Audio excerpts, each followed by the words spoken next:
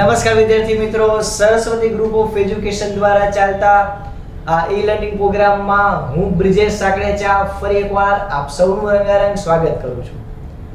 આપણે ધોરણ 10 ની અંદર વિજ્ઞાન વિષયની અંદર ચેપ્ટર નંબર 14 એટલે કે ઊર્જાના સ્ત્રોતો, સોર્સ ઓફ એનર્જી, એના વિશે આપણે ચર્ચા કરતા હતા કે જેમાં આપણે 3 લેક્ચર સુધી અભ્યાસ કરી ગયા. આજે આપણે લેક્ચર નંબર 4 જોશું. આગલા 3 લેક્ચર ની અંદર ફટાફટ આપણે રેકોર્ડ કરી દઈએ આપણે કઈ કઈ વસ્તુ ભણેલા હતા. તો સૌથી પહેલા આપણે એવું જોયું કે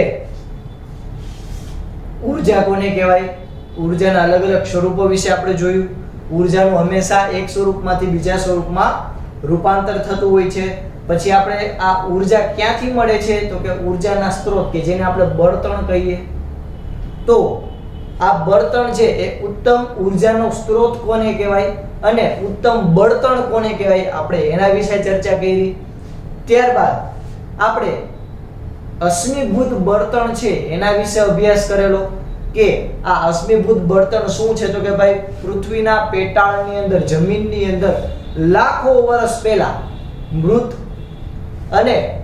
મૃત પ્રાણીઓ અને વનસ્પતિઓ જે છે એ દટાઈ ગયા કે જેમાં ઉચ્ચ દબાણ અને ઉષ્મા જે છે એમને મળી કે તેથી કે તે અશ્મિભૂત બળતણની અંદર રૂપાંતરિત થયા. એટલે કે કોલસો, પેટ્રોલિયમ અને કુદરતી ગેસની અંદર રૂપાંતરિત થયા. આ અશ્મિભૂત બળતણ છે એનો જથ્થો મર્યાદિત છે, એનું સંપૂર્ણ દહન થતું નથી, જેને કારણે એ અલગ અલગ પ્રદૂષક, વાયુ પ્રદૂષકો ઉત્પન્ન કરે છે. એટલે આપણે મુખ્યત્વે જોયું હતું અધાતુના ઓક્સાઇડ કે જે એસિડ વર્ષા માટે જવાબદાર છે, ગ્લોબલ વોર્મિંગ માટે જવાબદાર છે. આ બધું આપણે જોયું હતું. ગયા લેક્ચરની અંદર આપણે કહી શકાય કે થર્મલ પાવર પ્લાન્ટનો નાનો એવો આપણે ડેમો જોયો હતો કે આ થર્મલ પાવર પ્લાન્ટ છે આપણે કઈ રીતે સમજી શકીએ તો કે આપણે કુકરની ઉદાહરણ લીધું હતું, પ્રેશર કુકર, જેમાં નીચેથી આપણે ઉષ્મા આપીએ એટલે જે વરાળ અંદર રહેલા પાણીની જે વરાળ ઉત્પન્ન થશે પાઇપ દ્વારા એ ટર્બાઇન એટલે કે આપણે એક બોલ રાખેલો હતો કે જેમાં 3 પાંખિયા રાખેલા હતા એને મળશે. એ બોલ છે એ રોટેટ થશે કે જેને કારણે ડાયનેમો છે એ વિદ્યુત ઉર્જા ઉત્પન્ન કરશે. તો આજે આપણે એ થર્મલ પાવર પ્લાન્ટ છે એના વિશે અભ્યાસ કરીએ. થર્મલ પાવર પ્લાન્ટ નામ પરથી જ ખબર પડે છે ઉષ્મા દ્વારા ચાલતો પ્લાન્ટ કે જે વિદ્યુત ઉત્પન્ન કરતો હોય. સાવ આપણે આનું અર્થઘટન કરવા જઈએ તો નામનું અર્થઘટન કંઈક આવી રીતે બને કે ઉષ્મા દ્વારા વિદ્યુત ઉત્પન્ન કરતો પ્લાન્ટ. ઉષ્મા દ્વારા વિદ્યુત ઉત્પન્ન કરતો એટલે ઓબ્વિયસ વાત છે કે આમાં ગરમી, ઉષ્મા જે છે મહત્વનો ભાગ ભજવશે. ચાલો જોઈએ આપણે તો કે બળતણના દહન દ્વારા ઉષ્મા ઉત્પન્ન કરી અને તેનું વિદ્યુત ઊર્જામાં રૂપાંતર થતું હોવાથી આવા પ્રકારના પાવર સ્ટેશનને શું કહેવાય? Thermal power plant. આપણા ભારતની અંદર જે પણ વિદ્યુત ઉત્પન્ન થાય છે એમાં મોટા ભાગની વિદ્યુત ઊર્જાની માંગ એ આ થર્મલ પાવર પ્લાન્ટ દ્વારા પૂરી પાડવામાં આવે છે. જેટલા પણ વિકસિત દેશો છે, બ્રિટન છે, અમેરિકા છે, ચાઇના છે, રશિયા છે, એવા જેટલા પણ વિકસિત દેશો છે, યુરોપિયન કન્ટ્રીઝ છે, તો એ મોટા ભાગે ન્યુક્લિયર પાવર પ્લાન્ટ ઉપર આધારિત છે. હવે તે લોકો થર્મલ પાવર પ્લાન્ટ પર આધારિત નથી કે જેને કારણે આપણા કહી શકાય કે જે બિલ આવતું હોય વિદ્યુત ઉર્જાનું અને ત્યાંનું બિલ આવતું હોય બેમાં કંઈક ફેર આવે. જેમ કે આપણા ભારતની અંદર યુનિટનો ભાવ અત્યારના યુનિટનો ભાવ કેટલો હશે તો કે ભાઈ 7 થી 8 રૂપિયા એક યુનિટનો ભાવ. જ્યારે તમે ચીનની અંદર જુઓ તો 4 રૂપિયા ભાવ. તો આટલો બધો ફેર ક્યાંથી પડ્યો? તો આટલો બધો ફેર ક્યાંથી પડે તો કે આ પ્લાન્ટ જે છે એને કારણે. થર્મલ પાવર પ્લાન્ટ છે એમાં કોલસો છે એને તમારે ઘણી બધી જગ્યાએ મોકલવો પડે. તમે ઘણીવાર જોયું હશે કે જે રેલગાડીમાં કોલસા ભરીને જતા હોય એ શેના માટે જતા હોય તો કે આ થર્મલ પાવર પ્લાન્ટ માટે. તો આ થર્મલ પાવર પ્લાન્ટ છે એ શું કરે છે તો કે ઉષ્મા ઉત્પન્ન કરી અને તેનું કેમાં રૂપાંતર કરે તો કે વિદ્યુત ઉર્જામાં રૂપાંતર કરે છે. એટલે આવા પ્રકારના જે પાવર સ્ટેશન છે એને થર્મલ પાવર પ્લાન્ટ કહેવામાં આવે છે. આગળ તો કે આ પાવર સ્ટેશનમાં દરરોજ વિપુલ પ્રમાણમાં, વિપુલ એટલે ખૂબ જ વધારે પ્રમાણમાં વધુ પ્રમાણમાં અશ્મિભૂત બળતણ છે, એટલે કે કોલસો છે. અશ્મિભૂત બળતણ એટલે તો કે આપણે મુખ્યત્વે શું લઈ શકીએ, કોલસો નું દહન કરી એને પાણી ઉકાળવામાં આવે અને એની જે વરાળ ઉત્પન્ન થાય, બરોબર. આપણે બેઠે બેઠું ઓલું ઉદાહરણ હતું એ જ કે સૌથી પહેલા શું હશે, તો કે સૌથી પહેલા કોઈ એક બહુ મોટું પાત્ર હોય થર્મલ પાવર પ્લાન્ટની અંદર, કે જેને આ રીતે જે નીચે કોલસો રાખેલો હોય એ કોલસાનું શું કરવામાં આવે, તો કે દહન કરવામાં આવે. આ કોલસાનું શું કરવામાં આવે, દહન કરવામાં આવે, કે જેથી અહીંયા રહેલી પાણી છે એનું કેમાં રૂપાંતર થાય, તો કે વરાળમાં રૂપાંતર થાય. આ વરાળ છે કેને મળે, તો કે આ વરાળ મળશે ટર્બાઇનને, એટલે કે ટર્બાઇનના જે પાંખિયા છે, બરોબર. આ બાષ્પ ટર્બાઇનને ફેરવે, આ ટર્બાઇનને ફેરવે, કે જેથી કોઈ પણ વસ્તુ જે આ ટર્બાઇનને ફરશે એટલે ટર્બાઇનની અંદર શું આવી, તો કે યાંત્રિક ઉર્જા, કોઈ વસ્તુ ફરતી હોય તો યાંત્રિક ઉર્જા ધરાવે છે. તો એ ટર્બાઇન છે યાંત્રિક ઉર્જાનું કેમાં રૂપાંતર કરશે, તો કે વિદ્યુત ઉત્પન્ન કરે, એટલે કે વિદ્યુત ઉર્જામાં રૂપાંતર કરશે. આટલું પહેલા ક્લિયર થયું. એકવાર થર્મલ પાવર પ્લાન્ટ તો કે બળતણના દહન દ્વારા ઉષ્મા ઉત્પન્ન કરી તેનું વિદ્યુત ઉર્જામાં રૂપાંતર કરવામાં આવે. ઉષ્મા ઉર્જાનું વિદ્યુત ઉર્જામાં રૂપાંતર કરવામાં આવે એવા પ્રકારના જે પ્લાન્ટ હોય એને થર્મલ પાવર પ્લાન્ટ કહેવાય. તો નામ ઉપરથી જ ખબર પડે કે એમાં કેનો ઉપયોગ થાય, તો કે કોલસાનો. એટલે વિપુલ પ્રમાણમાં, ખૂબ જ વધારે પ્રમાણમાં અશ્મિભૂત બળતણનું દહન કરી અને પાણી હોય એને ઉકાળીને એમાંથી વરાળ બનાવવામાં આવે. આ વરાળ કેને દેવામાં, તો કે ટર્બાઇનને દેવામાં આવે, કે જેથી ટર્બાઇન ફરે, એટલે ટર્બાઇન ફરે કે જેને કારણે તે વિદ્યુત ઉત્પન્ન કરે છે. સામાન્ય રીતે આજે આવા પ્રકારના જે થર્મલ પાવર પ્લાન્ટ હોય તે કોલસા અને તેલ ક્ષેત્રોની નજીક રાખવામાં આવે છે, એટલે કે જ્યાં કોલસાની ખાણ હોય ત્યાં એની નજીક આવા પ્રકારના પ્લાન્ટ છે સ્થાપવામાં આવે છે, કે જેથી આપણે કોલસો જે અહીંયા સતત કોલસો જોતો હોય તો એ કોલસો આપણને સરળતાથી ફટાફટ મળી રહે. એટલે આવા પ્રકારના પ્લાન્ટ છે કોલસા અને તેલ ક્ષેત્રો, એટલે કે જ્યાંથી તેલ મળતું હોય, કાચું તેલ મળતું હોય, એ તેલ ક્ષેત્રોની નજીકથી બનાવવામાં આવે છે. આ પાવર પ્લાન્ટ છે એમાં કેનો ઉપયોગ થાય છે, તો કે આવા પાવર પ્લાન્ટની અંદર અશ્મિભૂત બળતણનો ઉપયોગ થાય. અશ્મિભૂત બળતણ એટલે મુખ્યત્વે કયું, તો કે કોલસો. એટલે આ થર્મલ પાવર પ્લાન્ટ ટોટલી કેના ઉપર આધારિત છે, અશ્મિભૂત બળતણ ઉપર. જો આ અશ્મિભૂત બળતણ આપણે હમણાં પહેલા જ વાત કરી કે આ નો જથ્થો મર્યાદિત છે, અમુક વર્ષો પછી આ ખૂટી જશે, તો ત્યાર પછી આ પ્રકારના પ્લાન્ટ છે એનું કાંઈ જ પ્રકારનું કામ નહીં હોય, કારણ કે આધારિત જ કેના ઉપર છે, અશ્મિભૂત બળતણ પર. એટલે આવા પ્રકારના પ્લાન્ટ છે અશ્મિભૂત બળતણનો ઉપયોગ થાય. તો અશ્મિભૂત બળતણ પોતે કેવું છે, પુનઃ અપ્રાપ્ય ઉર્જા સ્ત્રોત, એટલે કે એકવાર આ ખૂટી ગયું પછી આપણને બીજી વાર મળશે નહીં. આપણે એકવાર કોલસાનું દહન કરી નાખ્યું પછી બીજી વાર એ મળે નહીં. આ પ્લાન્ટ જે છે, બરોબર, આપણે પાણીને ઉકાળ્યું, વરાળ થઈ, ટર્બાઇનને મળી, પછી ઠરશે તો ખરા. તો આ પ્રકારથી તમને જે પાણી મળે એ પાણી છે એ ઉષ્મી અને હવાનું પ્રદૂષણ પ્રેરે છે. એટલે આ પાણી એકદમ ગરમ હોય. હવે એકદમ ગરમ પાણી, કારણ કે વિચાર કરો કે આની અંદર તો કેટલા સેલ્સિયસ તાપમાન હોય, 6000 કેલ્વિન, એટલું બધું તો નહીં હોય, પણ આપણે એમ કહી શકીએ કે 1000 થી 1500 સેલ્સિયસ તાપમાન જે છે આને આપવામાં આવે, કે જેથી પાણી જે છે એ વરાળમાં રૂપાંતર પામે. પછી ત્યાંથી કહી શકાય ટર્બાઇન ફરે અને ત્યાંથી આપણે વિદ્યુત ઉત્પન્ન થાય. એટલે આ જે વરાળ છે એને ઠંડી પાડવામાં આવે, અથવા તો જે વરાળ ગરમ વરાળ હોય એ ક્યાં છોડવામાં આવે, તો કે પાણી આજુબાજુમાં જે નદી હોય કે ગટર હોય ત્યાં છોડવામાં આવે. હવે આ પ્રકારનું પાણી છે એકદમ ગરમ હોય. અહીંયા ઓબ્વિયસ વાત છે કે 1000-1500 સેલ્સિયસ જેટલું તાપમાન આપો એટલે પાણી એકદમ ગરમ જ હોય, વરાળ સ્વરૂપે હોય. એ ઠંડી પડે એટલે પાણી એકદમ ગરમ હોય. હવે એ ગરમ પાણી જ્યારે સમુદ્રમાં, નદીમાં, ગટરમાં જ્યાં ભળે તો ત્યાં કોઈ રહેતા, આજુબાજુમાં રહેતા કોઈ પ્રાણી હોય કે પાણીની અંદર રહેતા પ્રાણી હોય તો એને નુકસાન પહોંચે, મરી જાય ગરમીને કારણે. એટલે ઉષ્મીય પ્રદૂષણ અને હવાનું પ્રદૂષણ. હવે આ પ્રકાર તમે વિચાર કરો, તમે કોલસાથી દહન કરો પાણીનું, તેમાં મેશ બનશે કે નહીં બને? તમે મેશ ઘણીવાર જોઈએ છે. તો આ પાવર પ્લાન્ટની અંદર ઘણા બધા પ્રકારની મેસ ઉત્પન્ન થાય, એટલે કે ઘણા બધા પ્રકારનું હવાનું પ્રદૂષણ થાય છે. તો આ છે આપણો થર્મલ પાવર પ્લાન્ટ. જોઈએ આગળ આપણે આ 2 માર્કમાં પૂછાય તો આટલાક મુદ્દા લખવાના છે, કાંઈ નથી, ચંપુ જેવું છે.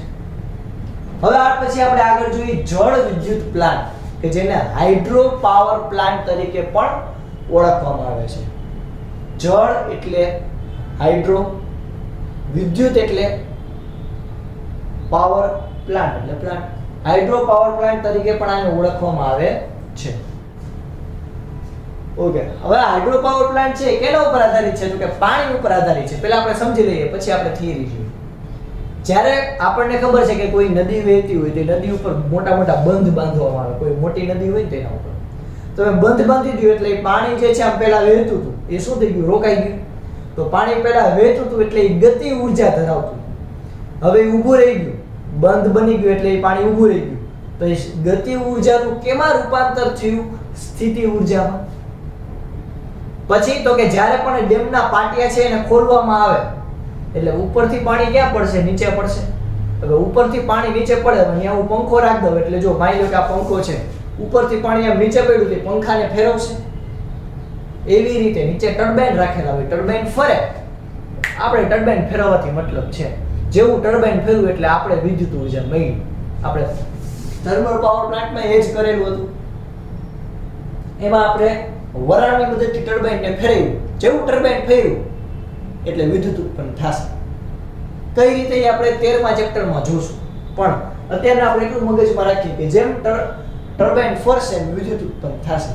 તો અહીંયા પણ નીચે ટર્બાઇન હતું, ઉપરથી પાણીને છોડવામાં આવ્યું તો એ ટર્બાઇન સાથે અથડાશે અને ટર્બાઇનને ફેરવશે.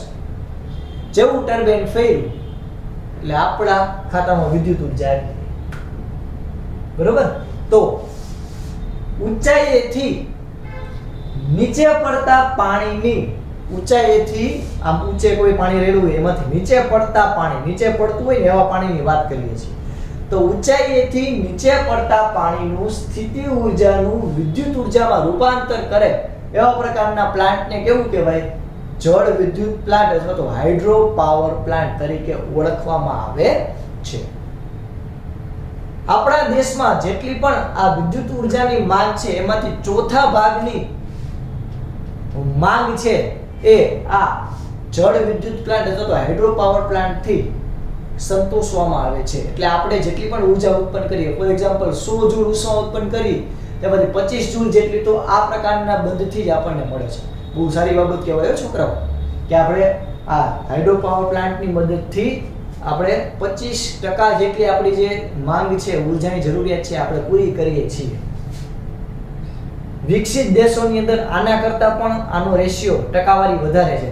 આપણે પણ આપણી સરકાર પૂરેપૂરી ટ્રાય કરીએ છીએ કે જેમ બને એમ આ જળ વિદ્યુત પ્લાન્ટ છે એ કાયમી વહેતી નદી હોય, કે જેમ હંમેશા પાણી વહેતું હોય. કાયમી વહેતી નદી હોય તો એ ઉપર જેમ નીચે પડે, આમ ધોધ કેમ ઉપરથી નીચે પડે તો એ સતત ટર્બાઇન ફરતું રહે. કાયમી વહેતી નદી જેમ કે ગંગા છે, બરોબર, જેમ કે આપણને ખબર છે નર્મદા નદી છે, તો આવી ઘણી બધી નદી છે. તો આ બધી નદી ઉપર તમે આ પ્રકારના પ્લાન્ટ નાખી અને કેટલી બધી વધારે વિદ્યુત ઊર્જા ઉત્પન્ન કરી શકો છો કે જેની કલ્પના આપણે ન કરી છે. તો આ પ્રકારના પ્રોજેક્ટ છે એ આપણી સરકાર સતત કરે છે અને કરતી રહી છે અને કરતી રહેશે. કારણ કે આ ખૂટી જાય, આ કોલસો એક દી ખૂટી જશે એટલે આનું દોરું પણ બાંધવા આવશે નહીં. આ કાયમી વહેતી નદીમાં બાંધવામાં આવે એટલે આ આપણને હંમેશા ઊર્જાનો સ્ત્રોત બની રહે. તો આપણા દેશની ઊર્જાનો માંગનો ચોથા ભાગની જે ઊર્જાની માંગ છે એ આ પ્રકારના પ્લાન્ટ દ્વારા પૂરી પાડવામાં આવે છે. તે બંધ સાથે સંકળાયેલો હોય છે. આ જે જળ વિદ્યુત પ્લાન્ટ છે, હાઇડ્રો પાવર પ્લાન્ટ, એ બંધ સાથે સંકળાયેલો, એટલે કે આની અંદર તમારે કોઈ નદી ઉપર બંધ બાંધવો પડે. બંધ બાંધો તો આ જે ગતિ ઊર્જા છે એનું કેમાં રૂપાંતર થાય? સ્થિતિ ઊર્જામાં.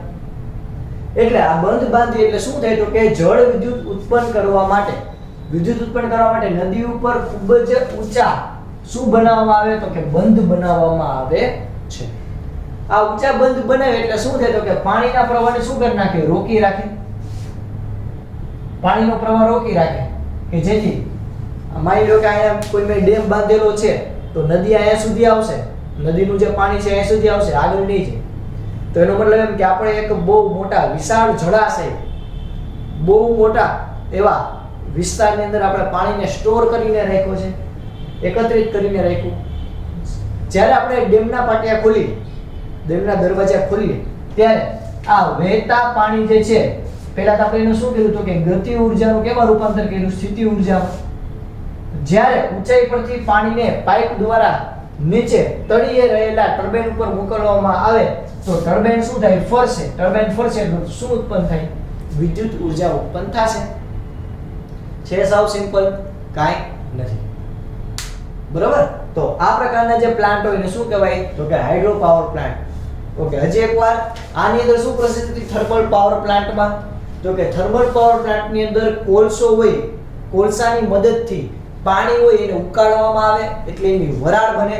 આ વરાળ છે એ ટર્બાઇનને આપવામાં આવે. આ ટર્બાઇન છે એ ફરે એટલે વિદ્યુત ઉત્પન્ન થાય. જ્યારે હાઇડ્રો પાવર પ્લાન્ટની અંદર કોઈ વહેતી નદી હોય એના ઉપર બહુ મોટો બંધ બાંધવામાં આવે એટલે કે પાણીની ગતિ ઉર્જાનું સ્થિતિ ઉર્જામાં રૂપાંતર કરવામાં આવે. ત્યારબાદ તેને પાઇપો દ્વારા જે ટર્બાઇન હોય ત્યાં સુધી પહોંચાડવામાં આવે. એટલે કે જેવું ટર્બાઇન ઉપર પાણી પડશે, ટર્બાઇન ફરશે કે જેને કારણે વિદ્યુત ઉત્પન્ન થશે. ક્લિયર આટલું વિદ્યાર્થી મિત્રો? ચાલો પહેલા ફટાફટ પહેલા આટલું તમારા બુકની અંદર લખી લો.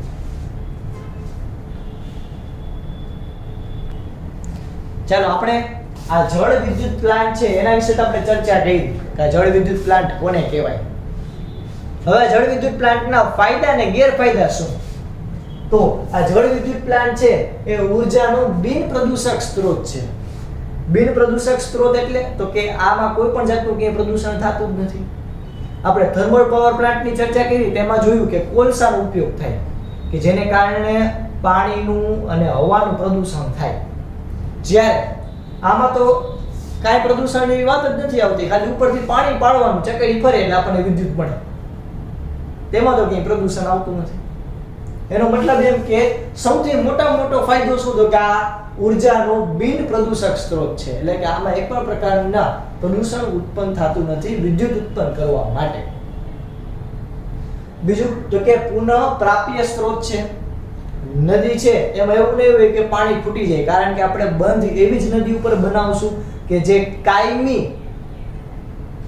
પ્રકારની નદી હોય, એટલે કે જેમાં 12 માસ પાણી વહેતા હોય. બરોબર?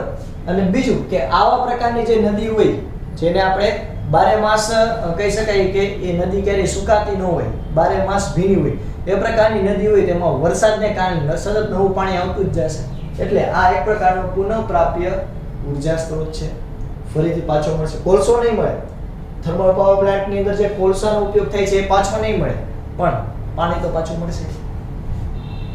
હવે આના ગેરલાભ એટલે કે નુકસાન શું છે?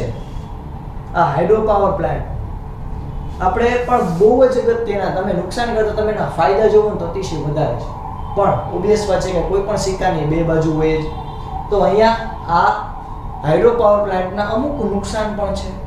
જેમ કે બંધ કેટલાક ચોક્કસ વિસ્તારમાં જ, ખાસ કરીને પર્વતીય પ્રદેશ હોય ત્યાં જ આપણે બાંધી શકીએ છીએ. મેદાની વિસ્તાર હોય તો ત્યાં તો આપણે કેમ બાંધી શકીએ? મેદાન હોય તો ત્યાં આ પ્રકારનું બંધ બાંધવાની કંઈ જરૂર જ નથી પડતી, કારણ કે પાણી હોય એમાં આમ કહી શકાય કે ઊંચાઈનો ડિફરન્સ રહેવો જોઈએ કે જે કેમાં જોવા મળે આપણને? પર્વતીય વિસ્તાર, ઊંચાણવાળા વિસ્તાર. તો માની લો કે કોઈ એવો રાજ્ય કે કોઈ એવો દેશ કે કોઈ એવો વિસ્તાર છે કે જ્યાં પૂરેપૂરો મેદાની પ્રદેશ છે, તો ત્યાં આ પ્રકારનો પ્લાન્ટ આપણે બાંધી શકતા નથી. તો એ એક મર્યાદા છે. એટલે કે કેટલાક ચોક્કસ વિસ્તારમાં જ તમે આ પ્રકારના પાવર પ્લાન્ટ બનાવી શકો છો. બીજું કે આ પાવર પ્લાન્ટ ખૂબ જ વધારે કેવા છે? ખર્ચાળ છે. ચોક્કસ વિસ્તારમાં તો બનાવી શકો, પ્લસ ખર્ચાળ. એકવાર, કારણ કે તમે વિચાર કરો કે બંધ બનાવો તો બંધ એકદમ સારી ક્વોલિટીનો અને ટોટલી આપણે બધું વિચારીને બનાવવો પડે. જો એમાં કંઈક પણ ભંગાણ થાય તો એ બહુ મોટી હોનારત સર્જે છે. જેમ કે આપણું ગુજરાત છે એને મચ્છુ હોનારત જોયેલી છે.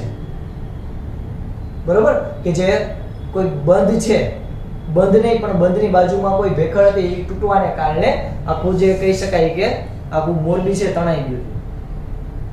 તો એનો મતલબ એમ કે આ એક પ્રકારની ખૂબ જ ખર્ચાળ પાવર પ્લાન્ટ છે. ખર્ચાળ એટલે તો કે આ એકવાર તમારે બહુ મોટું ઇન્વેસ્ટમેન્ટ કરવું પડે બંધ, પછી એને વારંવાર મેન્ટેન પણ કરવું પડે, એટલે આ ખર્ચાળ છે.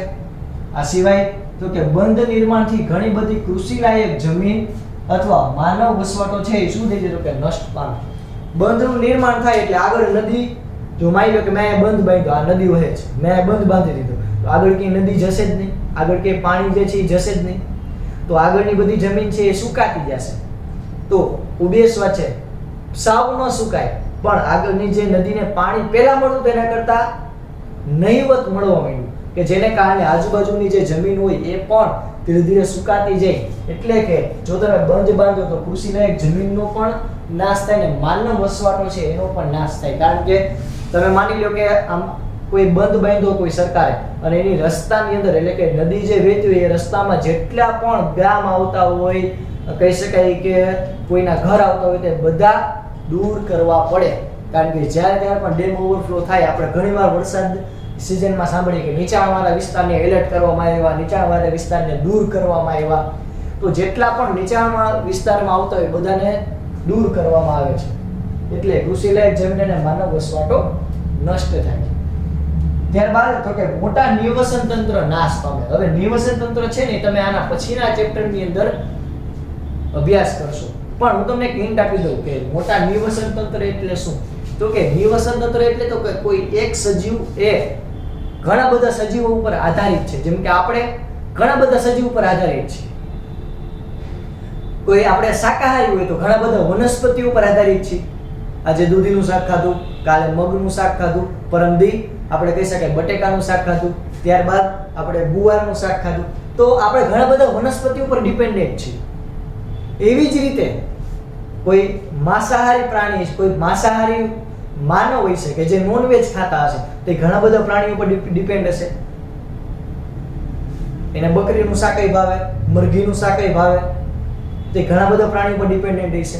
એમ આપણા પર્યાવરણની અંદર કોઈ એક સજીવ છે એ ઘણા બધા સજીવો ઉપર આધારિત છે કે જે નિવસન તંત્રની રચના કરે, જે આપણે પછીના લેક્ચરમાં ડિટેલમાં ભણશું, પછીના ચેપ્ટરમાં. સોરી, તા બંધ બાંધી એટલે શું થાય તો કે આગળના જેટલા પણ ઓબ્વિયસ છે કે કોઈ માછલાઓ હોય એ દરિયાની અંદર ભળતા હોય. જો નદી એમનો વહેતી હોય તો દરિયામાં ભળતી હોય, તો દરિયાની અંદર જેટલા પણ સજીવો છે એને પૂરતું ખાવાનું મળી ગયું.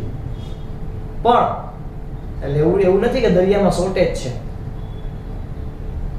પણ બંધ બાંધો એટલે એને કારણે કહી શકાય કે મોટો ગેપ બની જાય કે જે નિવસન તંત્ર છે એની અંદર કહી શકાય કે બહુ મોટું ભંગાણ સર્જે. આ સિવાય માની લો કે પહેલા આખી આબોહવા બદલાઈ જાય. તમે બંધ બાંધો ને તો કે માની લો કે કોઈ કાચબા હોય કે માછલીઓ હોય તો એને જન્મી અને કહી શકાય કે નદીની સાથે ખારા પાણીમાં રહેવાની ટેવ હોય, પણ બંધ બાંધો તો એને મીઠા પાણીમાં જ રહેવું પડે. આ એક ઉદાહરણ છે. એ મોટા નિવસન તંત્રો નાશ પામે છે. અને લાસ્ટ કે વિસ્થાપિત લોકો છે એ પુનઃ વસવાટની સમસ્યા સર્જાય છે, એટલે કે સંતોષકારક રીતે તમે પુનઃ વસવાટ કરી શકતા નથી આ વિસ્થાપિત લોકો. એટલે માની લો કે બંધમાં નીચાણવાળા વિસ્તારમાં જેટલા પણ વ્યક્તિઓ એવા થાય બધા ગામડાઓને ખાલી કરાવી નાખ્યા. પછી ખાલી કરાવી નાખ્યા પછી આગળ એને આપણે સરકાર છે એ યોગ્ય જો કહી શકાય કે એને જમીન ન આપે, યોગ્ય પ્રકારનું કોઈ બાંધકામ ન આપે તો એને તો લોસ થયો. બરોબર? તો તમે જોયું હશે કે જે કેવડિયા કોલોની છે તેની આજુબાજુ આપણને ખબર છે કે ઘણી બધી વસ્તુ વિકસે છે, તો સામે ત્યાંના આદિવાસી લોકો ઘણો બધો એનો વિરોધ પણ કરે છે. તો ક્યાંક આ પોઈન્ટ ક્યાં રિપ્રેઝન્ટ થાય. બરોબર? ચાલો, તો એનો મતલબ પણ આના ફાયદા જે છે એ બહુ મોટા છે. શું? તો કે પ્રદૂષણ કરતો નથી, બીજું તો કે પુનઃપ્રાપ્તિ ફરીથી મળે એ વસ્તુ છે. એને ગેરલાભ આપણે જોયા કે પર્વતીય પ્રદેશમાં એટલે કે ચોક્કસ વિસ્તારમાં જ જોવા મળે, એ ખર્ચાળ છે, માનવ વસવાટો અને કૃષિલાયક જમીન નષ્ટ થઈ જાય અને મોટા નિવસન તંત્ર નાશ પામે અને પુનઃ વસવાટની સમસ્યા સર્જાય. તો આ થયું હાઇડ્રો પાવર પ્લાન્ટ. નેક્સ્ટ લેક્ચરની અંદર આપણે ઉર્જાના હજી બીજા સ્ત્રોતો વિશે ચર્ચા કરશું. અહીં સુધી રાખીએ છોકરાઓ. જય ભારત, જય હિન્દ. લખી નાખજો.